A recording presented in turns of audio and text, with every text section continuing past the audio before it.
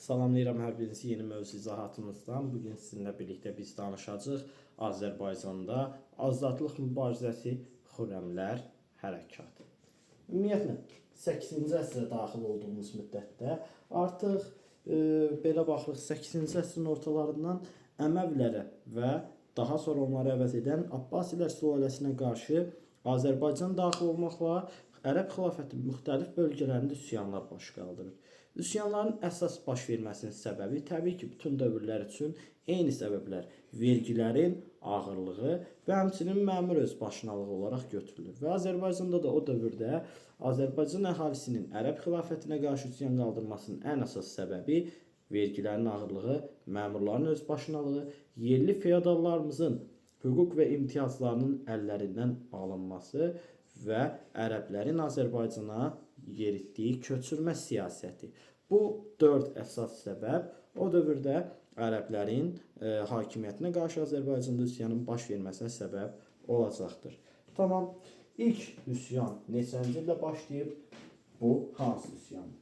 İlk üsyanımız 748-ci ildə başlayıb 752-yə qədər davam edən Beyləqan üsyanıdır. Azərbaycanın şimalında Beyləqan şəhərində Müsafir adlı bir şəxs xalqı üsyana qaldırır və bu azadlıq mübarizəsi idi. Beyləqanlı Müsafir ilk dəfə olaraq həm vergi siyasətinə qarşı, həm ərəb işğalına qarşı mübarizə aparmışdı və onun qaldırdığı üsyan ilk öncə Əməvilər sülaləsinə qarşı idi. Bildiyimiz kimi 750-ci ildə Ərəb xilafətinin mərkəzində sülalə dəyişikliyi baş verir. Əməvlərin yerinə yeni bir sülalə, hakim nəsil olan Abbasilər sülaləsi gəlir. Və 748-52-ci illərdə mübarizə apardığına görə Müsafirin üsyanı həm Əməvilər sülaləsinə qarşı olmuş, həm Abbasilər sülaləsinə qarşı yönəldilmişdi. Üsyanın başlanğıcı Əməvilərin dövrünə düşsə də sonu Abbasilərin dövrünə düşür və üsyanımız təbii ki, uğursuzluqla nəticələnmiş və Müsafir öldürülərək üsyan sona çatmışdır. Deməli, ilk üsyanımız hansı oldu? Beyləqan şəhərində 748-də başlayıb, başçısı Müsafir olubdu. Üsyan 748-52-ci illərə xatırlayır. Həm Əməvilər sülaləsinə qarşı, həm Abbasilər sülaləsinə qarşı baş vermiş bir üsyanını nəzərimizdə saxlayaq. Və nəticəsi 752-ci ildə uğursuzluqla nəticələndi. Daha sonra Azərbaycanda indi danışırıq. Ən əsas məsələmiz Xürrəmlər hərəkatı. Xürrəm sözünün türk dilində mənası şad, firavan, şən deməkdir. Ancaq fars dilində bunun mənası odu qoruyan, odun müqəddəsi, belə anlayışları, mənaları gəlib çıxarır. Ümumiyyətlə, Xürrəmlər hərəkatı Azərbaycanda məzdəkilərin davamçısı kimi nəzərdə tutulur. Məzdəkilər yadımızdayıdsa, Sasanilərə qarşı mübarizə aparırdı.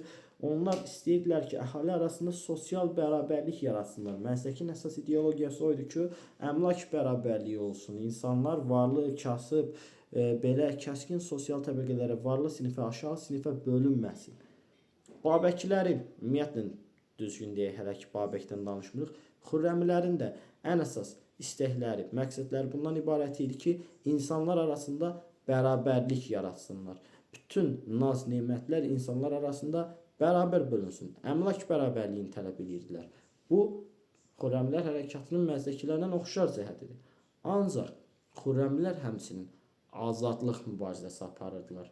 Məzdəkilər, yadımızda deyildik manilərdən fərqli olaraq, nədə görürdülər? Xeyrin şər üzərində qələbəsini qeyd etməkdən ötəri nə etmək lazımdır? Məzdəkilər deyirdilər, mübarizə aparmalıyıq ki, bütün əmlakları insanlar arasında bərabər bölək. Bunların dərdi, məzdəkilərin dərdi, əsasən insanlar arasında maddi nemətləri bölüşdürməkdən ibarət idi. Onlar azadlıq mübarizəsi aparmırdılar. Məzdək yeni bir dövlət, müstəqil bir dövlət qurmaq istəmirdi. Sasanilərdən ayrılmaq kimi bir fikri yox idi. O, Sasani hökmdarının hər zaman yanındaydı. Ancaq Xürrəmlər hərəkatının ən əsas məqsədlərindən biri də azadlıq mübarizəsi idi. Ərəblərin Azərbaycandakı ağalığına son qoymaq istəyirdilər. Deməli, bizim Xürrəmlər hərəkatının məzdəkilərdən əsas fərqi azadlıq mübarizəsi oldu. Xürrəmlər azadlıq istəyirdilər. Tamam. Xürrəmlərin yadda saxlayın rəngləri, bayraqları qırmızı rəngdə olub. Qırmızı isə azadlığın simvolu olaraq qələmə verilir. İlk Xürrəmlər üsyanı neçənci ildə başlayıb? Xürrəmlərin ilk üsyanı 778-də olub. Daha sonra 30 il sonra 808'də də bir üsyan olacaq və bu iki üsyanın ikisi də uğursuzluqla nəticələnəcək. Diqqətli sizə deyilsə ki, Xürrəmlər Əməvilər dövründə üsyan qaldırıb, yanlış. Xürrəmlər 778-də ilk üsyana qalxıblar və Abbasilər sülaləsi də 750-də hakimiyyətə gəlib. Yəni artıq 778-də Əməvilər deyilən bir sülalə yoxdur. Yəni Xürrəmlər birbaşa Abbasilər sülaləsinə qarşı mübarizə aparmış bir üsyançıdırlar. Tamam. İlk üsyanlar 778-808-də baş verib. Üsyanın ilk rəhbərləri İmranla Cavidan olub. Əbu İmranla Cavidan. Bunların ikisi də Xürrəmlər hərəkatının ilk rəhbərləri olub. Sadəcə daha sonra aralarında belə deyək, konflikt yaşanıb, bir-biri ilə vuruşub, bir-birlərini məğlub etmək istəyiblər. Aralarındakı bu münaqişədən dolayı Xürrəmlər hərəkatı zəifləyib və Ərəb xilafəti rahat bir şəkildə hər iki üsyanı 778-də, 808-ci üsyanında rahat bir şəkildə bastırıb. Tamam. Daha sonra biz indi danışaq əsas məsələdən 816-cı il. 816-cı ildə Xürrəmlərin başına Babək keçir. Əsl adı Həsəndir, deməli bu adamın və Babək görən nə edir? Babək elə bir üsyana rəhbərlik aparacaq ki, gələcəkdə Xürrəmlər hərəkatının həmçinin Babəkilər hərəkatı da deyiləcəkdir. Babəkin adının şərəfinə. Baxaq, 816-cı ildə Babək nə edir? Artıq Xürrəmlər hərəkatına rəhbərliyə başlayır və Babəkin dövründə 819-cu ildə ərəblər ilk dəfə olaraq Azərbaycana nizami ordu göndərir. Nizami ordu nə deməkdir? Dövlətin mərkəzindən xüsusi hazırlanmış, xüsusi təsisatlarla təsis olunmuş, müəyyən maliyyə yardım ayrılmış bir ordu. Düşünün, bugünə qədər ərəblər Xürrəmlərə ya da hər hansısa bir başqa üsyana qarşı nizami ordu yeritməyib. Çünki ehtiyac qalmayıb. Yerdəki qarnizonlar, yerli əmirlərin öz qüvvələri bəs edib bu üsyanları yatırmağa. Ancaq Babəkin başlatdığı üsyan o qədər güclü olmuşdu ki, 819-cu ildə ilk dəfə Ərəb xilafəti neynəməyə məcbur qalmışdı? Nizami ordu göndərməyə məcbur qalmışdılar. Söhbət gedir xəlifə, deməli, xəlifənin dövrü. Gəldik. 819-cu ildə nə baş verdi? İlk nizami ordu göndərildi. İlk nizami ordunun nəticəsi nə oldu? 819-cu ildə məğlubiyyətlə nəticələndi. Bunu yadınızda saxlayaq. Davam edəcək olsaq, buradan davam elətdirək. Xürrəmlər hərəkatının mərkəzi hansı şəhər olub? Söhbət gedir Bəz şəhərindən. Bəz şəhəri bugünkü Naxçıvan ərazisinə yaxın bir yerdə yerləşir və Xürrəmlərin əsas üsyanlarının mərkəzi Azərbaycan, mərkəzi qalaları isə hara olub desək, biz deyirik ki, bu Bəz qalasıdır. Bunu unutmayaq. Tamam. Xürrəmlər hərəkatının mərkəzi Bəz qalası, üsyanın mərkəz nöqtəsi Azərbaycan və Babəkin dövründə artıq Xürrəmlər hərəkatı güclü bir şəkildə irəliləyiş götürməyə başlamışdı. Bəs davam elətdirək. Babəkin dövründən danışmağa. Bizim bu dövrdə eyni adlı döyüşlərimiz var. Bunlara diqqət yetirmək lazımdır. 829, 830, 833, 836, 837. Baxaq hər birinə. 829-cu il 1-ci Həştadsər döyüşü. 1-ci Həştadsər döyüşündə görək nə baş verir. 829-cu ildə Ərəb xilafəti 10 il sonra 1-ci Nizami ordu 819-u göndərilir. 829-cu ildə ikinci səfər böyük bir nizami qoşun Babəkilərin üzərinə göndərilir. Həştadsər dağı yaxınlığında döyüş baş verir. Döyüşün əsas məqsədlərindən biri, yəni Ərəb qoşununun qarşısına qoyulan əsas vəzifələrdən biri Həştadsər dağında Xürrəmləri məğlub edib, Xürrəmlərin mərkəz şəhəri olan Bəz qalasını ələ keçirməkdən ibarətdir. Lakin Babəkin güclü siyasəti, belə deyək, güclü düşüncəsi, strateji, belə deyək, oyunlar sayəsində, manevrlar sayəsində 1-ci Həştadsər döyüşündə Xürrəmlər böyük bir qələbə qazanır və 30 mindən çox ərəb qoşununu məhv edir. Ərəblər Həştadsər döyüşündə ən ağır məğlubiyyətlərindən birini alır. Daha sonra Həştadsər döyüşündəki qalibiyyətdən sonra Babək Azərbaycanın şimalında belə deyək ki, Arsaq, Sünik əyaləti, Beyləqan şəhəri, bütün Azərbaycanın şimalında tam şəkildə Xürrəmlərin əlinə keçidir bu əraziləri. Artıq Azərbaycanın şimalı, yəni Arran tam şəkildə Babəkin nəzarətinə keçir. Daha sonra Babək 830-cu ildə Xürrəmlər hərəkatının ərazisini genişləndirməkdən ötəri Həmədana yürüş edir və Həmədan şəhəri yaxınlığında bir döyüş daha baş tutur. Bu döyüş 830-cu ildəki baş verən döyüş 1-ci Həmədan döyüşü adlanır və 1-ci Həmədan döyüşündə yenə qalib gələn tərəf Babək olur və Həmədan şəhəri ərəblərdən alınır.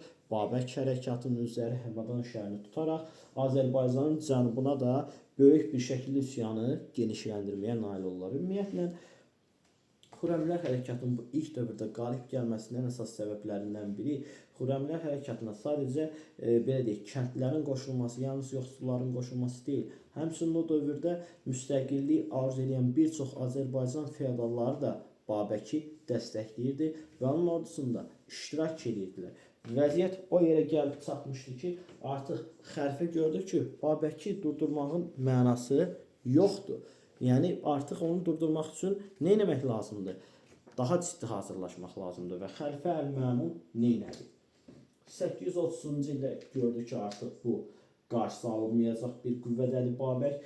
Babəkə qarşı bütün orduları yeritmək lazımdır. Sadəcə olaraq hər səfərində bir nizami ordu göndərməklə qalibiyyət əldə etmək mümkün deyil. Bunun üçün xəlifə Əl-Məmun görün nə edir? Birinci, Bizansla olan müharibəni dayandırır. Xürrəmlər hərəkatı ilə gedən müharibə dövründə xəlifə qoşunları həmçinin belə deyək, Bizansla müharibə aparırdı. Və buna görə də nə edirdi? Ərəb qoşunları iki cəbhəyə bölünmüş olurdu və Babək də bundan rahat şəkildə istifadə edib Ərəb qoşunlarını rahat şəkildə məğlub edirdi. Doğrudurmu? Doğrudur. Deməli, xəlifə Əl-Məmunun gördüyü birinci siyasət nə edir? Bizansla müharibəni dayandırdı.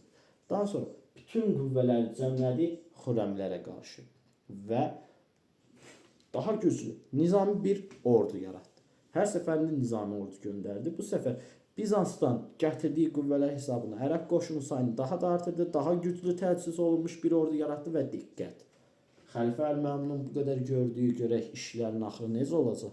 Xeyr eləyəcəkmi ərəb ordusuna? Bəli. 833. İkinci Həmədan döyüşü. İkinci Həmədan döyüşündə ilk dəfə olaraq Babək ağır məğlubiyyətə uğrayacaq və Həmədan şəhəri ərəblər tərəfindən ələ keçiriləcək. Elə 833-cu ildə xəlifə Əl-Məmun dünyasını dəyişir və yerinə Ərəbistanda, Ərəb xilafətində hakimiyyətə xəlifə Əl-Mötəsim gəlir. Deməli, 833-cü ilə qədər olan döyüşlərdə biz kimi gördük? Xəlifə Əl-Məmun. İkinci dəfə 833-cü ildən sonra isə artıq biz kimi görəcəyik? Xəlifə Əl-Mötəsimi. Görək xəlifə Əl-Mötəsim nə edəcək? Deyirlər ki, bəzi mənbələrdə Məmun dünyasını dəyişməmişdən qabaq növbəti xəlifəyə, Mötəsimə belə bir məsləhət göstərir, məsləhət verir ki, neynirsən, elə Xürrəmlər hərəkatını yatır, bütün ölkələrlə müharibəni dayandır, sadəcə ona yönlən. Əgər gördün, bütün sərkərdələrin məğlub oldu, özün ən yaxın adamlarla birlikdə silahlan və birbaşa Xürrəmlərin üzərinə get. Yəni, Xürrəmlər hərəkatı o dövr üçün ərəbləri tam şəkildə fikirlərini Azərbaycana cəmləməyə məcbur eləmişdi. Tamam. Xəlifə Əl-Mötəsim görün nə edəcək? O, 2-ci Həmədan döyüşündə qalib gəlinməsindən sonra nə etdi? Deyir ki, ərəb ordusunda bir xeyli yeniliklər aparmaq lazımdır. Babəkə qarşı mübarizə aparmaqdan ötəri nə edək? Bir türkü ərəb qoşunlarına komandan təyin edək. Ümumiyyətlə, biz ərəb xilafəti mövzusuna inşallah gələndə danışacağıq ki, ərəblər 9-cu əsrdən etibarən öz ordularının rəhbərliyinə türkləri gətirdilər. Türklər müsəlmanların qılıncı hesab olunurdu o dövrdə. Və o dövr üçün xəlifə Əl-Mötəsim Afşin ibn Heydar ibn Kavzu gətirir, ərəb ordusunun komandanı təyin edir. Afşin Mərkəzi Asiya türklərindəndir və o artıq Xürrəmlərə qarşı mübarizə aparan ərəb qoşununun komandanıdır. Söhbət getdi neçənci ildən? 835-də. Tamam. Afşin 835-də gələndən sonra nə kimi işlər gördü? Birincisi, mərkəzini, ərəb ordusunun mərkəzini Bəzz qalasına daha yaxın yerdə yerləşən Bərzənd şəhərinə köçürdü. ərəblərin ordusunun iqamətgahı, ordu düşərgəsi artıq Bərzə yaxın Bərzənd qalasıdır. Daha sonra Bərzəndlə Ərdəbil şəhəri arasındakı yolları müdafiə etməkdən ötəri ora belə deyək də kiçik qarnizonlar yerləşdirdi.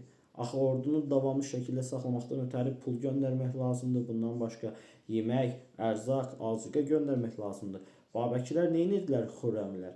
Yol boyu partisan müharibəsi kimi aparır. Ərəblərin göndərdiyi pulları, ərəblərin göndərdiyi əlavə dəstələri, digər şeyləri qarət edirdilər yollarda. Və Afşin bunun qarşısına keçməkdən ötəri Ərdəbillə Bərzənd arasındakı ərazilərdə gücləndirilmiş qarnizonlar yaratdı. Daha sonra Xürrəmləri içdən zəiflətməkdən ötəri Xürrəmlərin içərisinə casuslar göndərdi və onların arasına nifaq salmağa, konflikt salmağa başladı. Artıq Xürrəmlərin içərisində Babəkə üz döndərənlər başlayır fəaliyyətə. Feodalların bir çoxu Babəklə mübarizə aparmaqdan artıq belə deyək, nə edir? Qırağa çəkir özünü. Artıq Babəklə birlikdə mübarizə aparmır və həmçinin Afşinin göndərdiyi bir neçə sui-qəsdçilər Babəkin ən yaxın adamlarını öldürürlər. Və bu kimi görülən fəaliyyətlər nəticəsində Afşinin gördüyü bu tədbirlər nəticəsində ərəb qoşunları belə deyək, üstünlüyü bütün cəbhə boyunda üstünlüyü ələ alacaq. Ancaq Xürrəmlər sonuncu bir kəs daha Afşini bir səfər məğlub eləməyi bacaracaqlar. Söhbət gedir 836-cı ildə baş verən 2-ci Həştad səhər döyüşündə.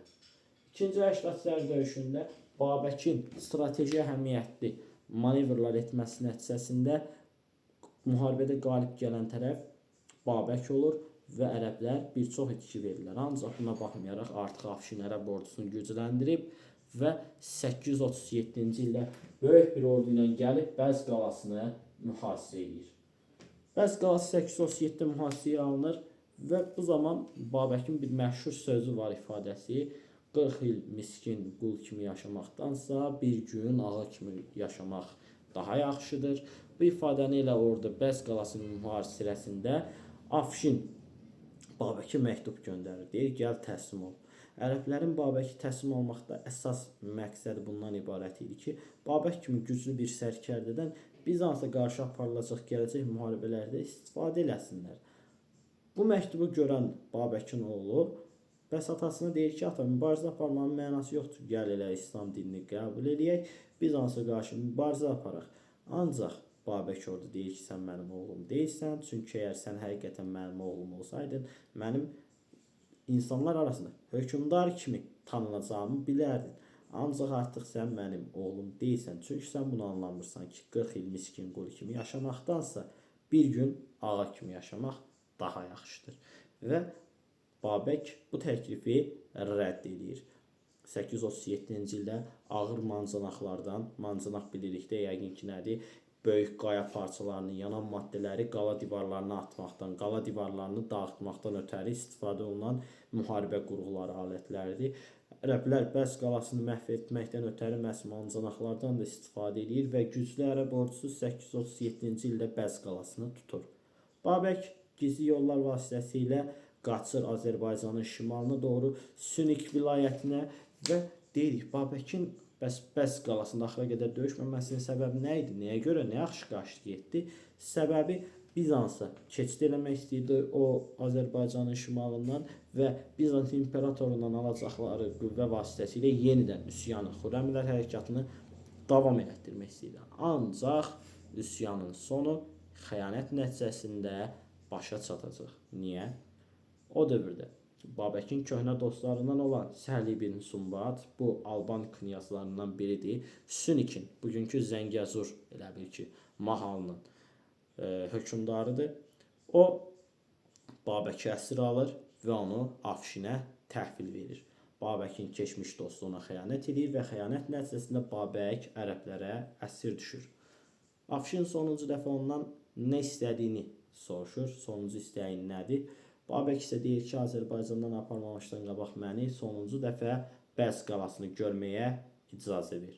Və Afşin də onun diləyini yerinə yetirir. Babək sonuncu dəfə Bəz qalasının belə deyək ki, xarabələrinə baxır və daha sonra xilafətin o dövrki paytaxtı olan Samirə şəhərinə yollanırlar və elə həmən ildə Samirə şəhərində edam olunur Babək və bununla da Xürrəmlər hərəkatı 837-ci ildə başa çatır Babəkin ölümü ilə.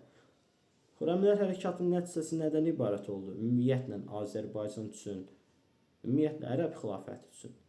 Biz deyirik ki, Ərəb xilafəti dərindən sarsıldı, ölkə parçalanmanın eşiyinə gəldi, hətta parçalandı. 9-cu əsrin ortalarından etibarən Ərəb xilafətinin müxtəlif yerlərində, müxtəlif ərazilərində daha geniş miqyaslı xalq hərəkatları başlayacaq və həmçinin Azərbaycan daxil olmaqla müxtəlif bölgələrdə yeni dövlətlər yaranacaq. Deməli, Xürrəmlər hərəkatının nəticəsi Ərəb xilafətinin sarsılmasını gətirib çıxartdı. Ərəb xilafəti bir daha əvvəlki qüdrətinə sahib ola bilmədi və müxtəlif bölgələrdə azadlıq mübarizəsinin başlamasına təkan verdi Xürrəmlər hərəkatı, həmçinin Azərbaycanda və müxtəlif bölgələrdə yeni müstəqil dövlətlərin yaranmasına gətirib çıxartdı Xürrəmlər hərəkatı. Bununla da Xürrəmlər hərəkatını yekunlaşdırdıq. Ümid edirəm ki, sizin üçün də anlaşıqlı, faydalı bir izahat oldu. Gələn dərs izahatlarımızda görüşənə qədər sağ olun, salamat qalın.